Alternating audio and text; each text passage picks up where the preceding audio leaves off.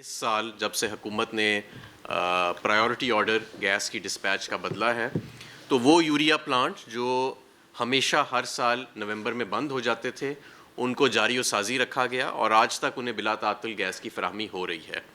اور کیونکہ 2021 کے پورے سال میں گیس کی فراہمی زیادہ ہوئی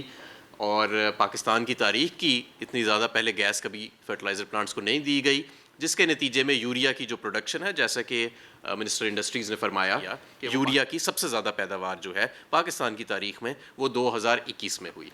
میں یہاں پہ یہ بھی واضح کرتا رہوں کہ 11,000 روپے ٹن جو بین الاقوامی قیمت ہے عالمی منڈی میں یوریا کی، اور پاکستان میں 1800 سے 1900 روپے ہے، اس میں ہماری جو ہم سستی گیس اپنے فرٹیلائزر پلانٹس کو دیتے ہیں اس کا بھی بہت عمل دخل ہے، بلکہ زیادہ عمل دخل ہے، کیونکہ اس سستی گیس کے ذریعے ہر سال کسانوں کو سبسڈی دی جاتی ہے، جس کی وجہ سے یہ 5 گنا کا فرق ہے عالمی منڈی کی قیمتوں میں اور پاکستان میں یوریا کی قیمتوں میں۔